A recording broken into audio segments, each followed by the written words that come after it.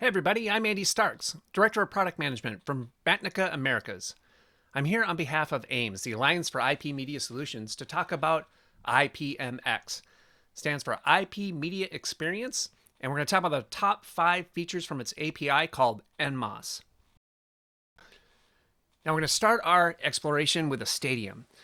The reason we want to start with a stadium is just a great example for all the different ways that video is used in Pro AV and in broadcast video production.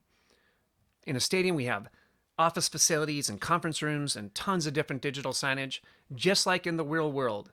And broadcasters and video professionals everywhere want to take content from different places and intermix it. And the only way to do that is with an interoperable API. Let's take a look at the proposed roadmap as it is today. It's still evolving as we bring IPMX to market, but you'll notice on the left, we have all of the standards that have really been the foundation of IPMX. These are proven standards that have been in broadcast for a while now. And on the right, we have the standards and specifications that are specific to IPMX.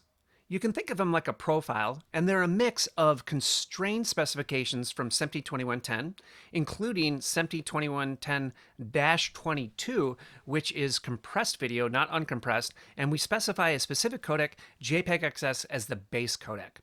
Other codecs are allowed, but that's the base one. Now, some of the optional specifications include HDCP and security. A device can choose to include some or all of those features and still be considered an IPMX compatible device.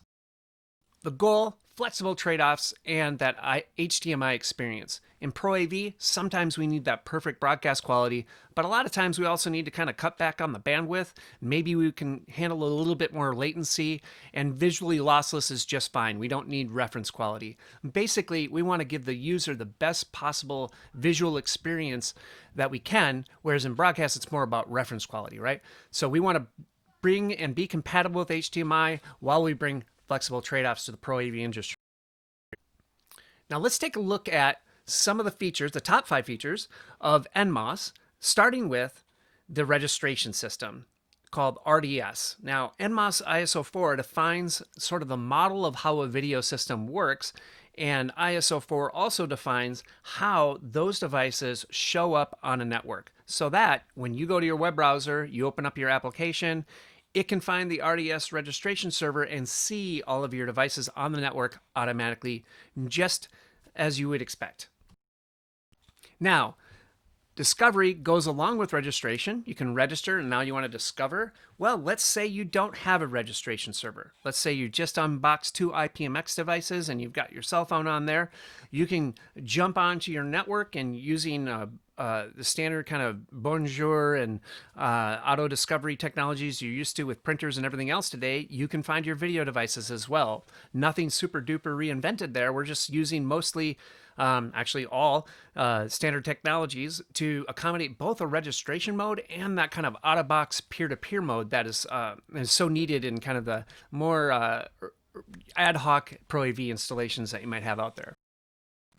Next up, coming in at number 3, we have a bunch of things. This is kind of a salad here, but we have EDID and we have USB. We also have a bunch of HPD and CEC, some things you might not recognize there. These all have to do with kind of the control signaling that's associated mostly with HDMI and DisplayPort, but they have to do with making sure that your monitor and your laptop or your video source can communicate with each other what the best resolution display is and make sure that everything shows up correctly. Really important in Pro AV, and EDID is a huge thing that burns a lot of hours in the field when people are trying to figure it out. And at the standards committees, we are going to do this right. We are really taking a look at EDID and kind of considering how it's used in multicast situations and everything else. And not only that, but USB virtualization, serial port virtualization, just all of the things that you might not really even know about with HDMI and what people do with it. We want to make sure that that's not only on the IP network as we want it to be, but also that it's interoperable and reliable and solid as well.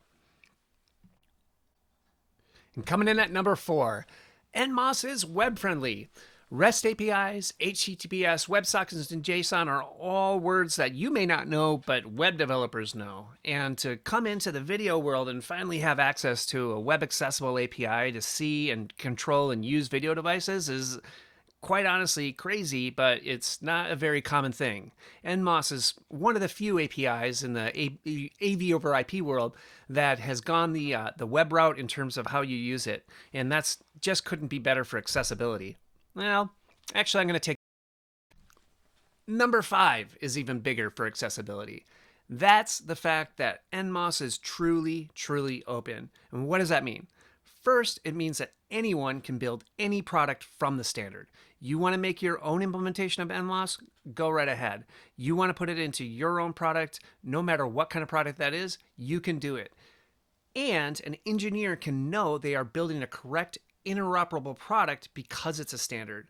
There's interops, there's testing, there's all kinds of things to prove that no matter if you're using implementation B, implementation C from different manufacturers, you can make sure that your product is going to work, and you can make sure the systems you buy are going to work.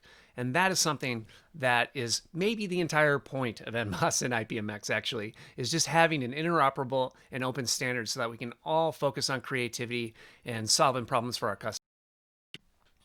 And where is this leading us? Well, IPMX is taking us to a place where we can see the highest performance possible for the specific application we have, thanks to its flexibility in being able to handle uncompressed and compressed video from 1 gig all the way up to 25 and beyond.